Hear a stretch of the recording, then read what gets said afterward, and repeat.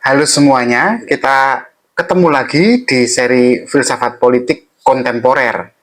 Nah, hari ini teman-teman kita akan membahas salah satu pemikir feminis ya. Kalau kemarin kita sudah ngomong tentang Charles Taylor, tentang politik pengakuan. Nah, sekarang kita langsung menyudut pada salah satu uh, kelompok masyarakat yang paling banyak mendapat perhatian, yaitu kelompok perempuan. Nah, pemikir perempuan kali ini yang akan kita bahas bernama Iris Maren Young.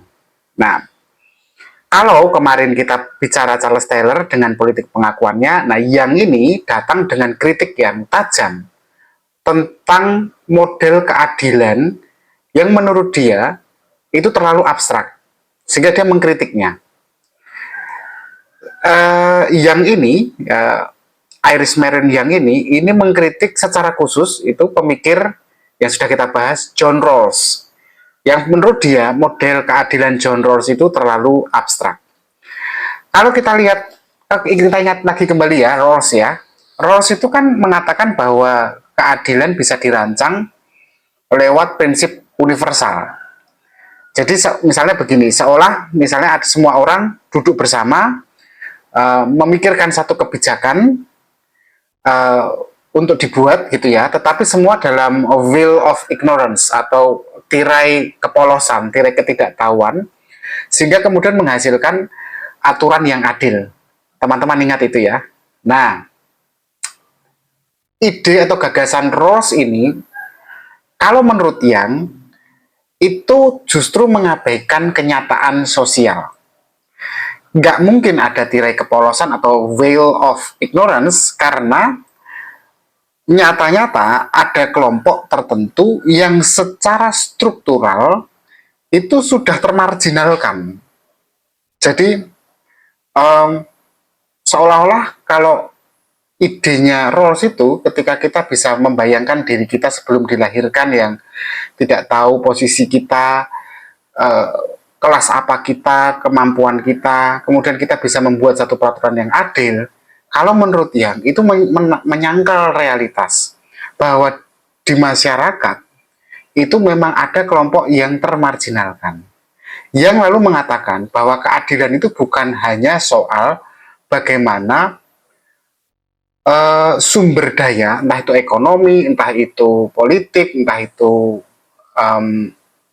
kebudayaan, gitu ya, sumber dayanya itu bukan hanya soal bagaimana didistribusikan. Siapa yang dapat bagian, berapa dapat bagiannya, bukan itu.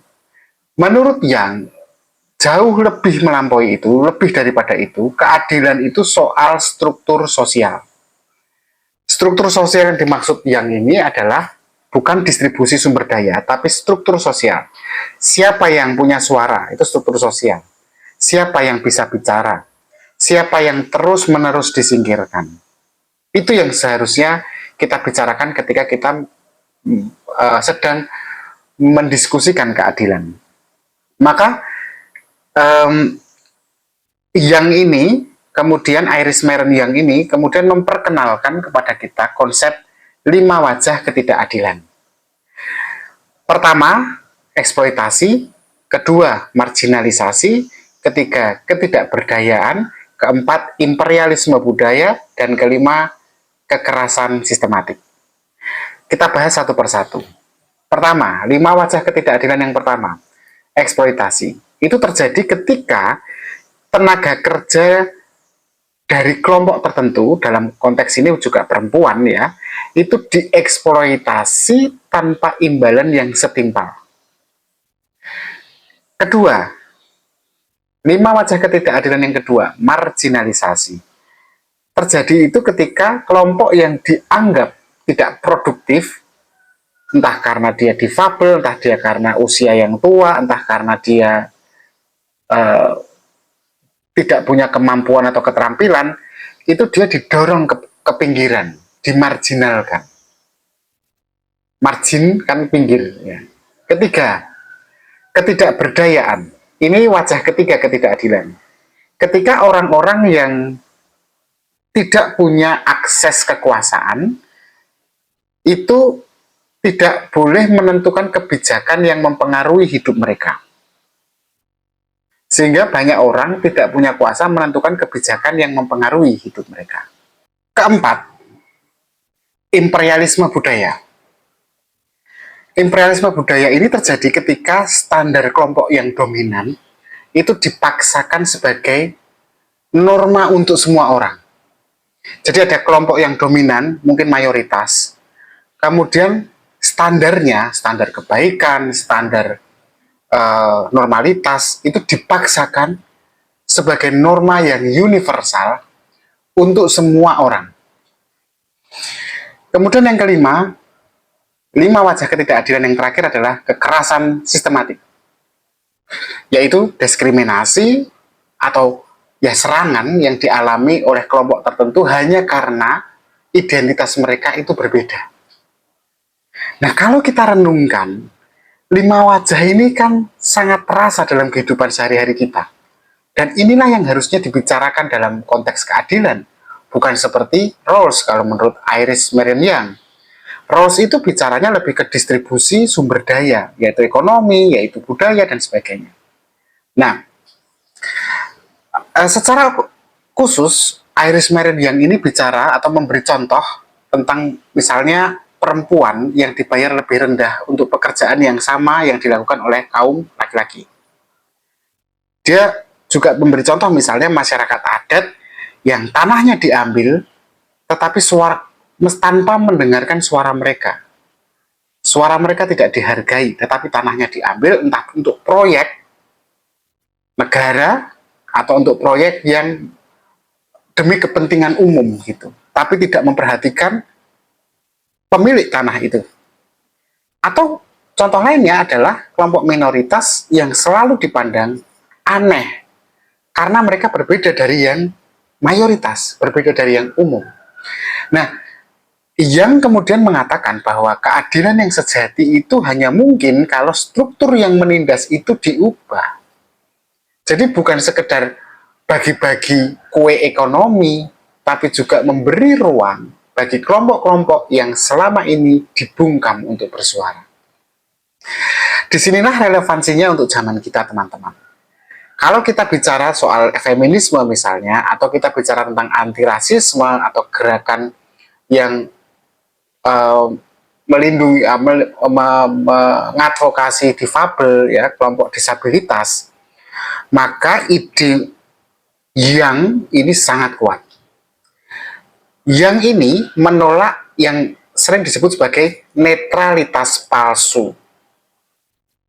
Dan dia lebih menekankan pada pengalaman perbedaan yang harus didengar dan dihormati. Jadi tidak ada yang namanya netralitas. Netralitas dalam konteksnya John Rawls ya, ketika orang tidak punya identitasnya, dia tidak punya kepentingannya, dia lalu bisa netral membuat sebuah peraturan, itu menurut yang tidak mungkin. Tidak pernah mungkin manusia itu dikeluarkan dari kepentingannya. Maka yang malah menuntut untuk rubah dulu strukturnya, jangan bicara dulu distribusinya.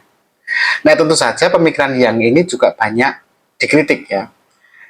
Sebagian pemikir menilai bahwa dengan menekankan perbedaan seperti yang usulkan ya untuk mempertegas struktur yang adil, itu justru bisa beresiko membuat masyarakat jadi terpecah-pecah. Tetapi untuk menjawab itu, yang percaya justru dengan mengakui adanya perbedaan, kita jadi bisa lebih punya alasan gitu loh untuk membangun solidaritas yang jauh lebih sejati, jauh lebih besar. Karena kan solidaritas itu lahirnya justru dari perbedaan, bukan dari netralitas penyeragaman. Nah, kalau solidaritas yang lahir dari keadilan, dari perbedaan yang adil, maka akhirnya terjadi kesatuan, tetapi kesatuan itu bukan penyeragaman. Karena kalau penyeragaman itu kan sifatnya memaksa. Jadi, pertanyaan yang sebenarnya untuk kita adalah, apakah kita sendiri ini siap membangun masyarakat yang benar-benar inklusif, tidak elitik, tidak eksklusif. Karena kalau kita siap, maka kita juga harus siap mendengarkan suara-suara marginal, terpinggirkan, minoritas yang selama ini tidak pernah kita dengar atau tidak pernah punya tempat. Nah, dari sinilah kemudian kita baru bisa, kalau kita siap, membangun atau merumuskan masa depan bersama. Nah, itu tadi teman-teman sekilas tentang Iris Marion Young, yang gagasannya tentang keadilan dan perbedaan itu cukup cukup kuat ya dalam pembentukan dunia demokrasi, utamanya kalau dalam konteks negara kita tentu sangat cocok. Terima kasih, tetap berpikir kritis.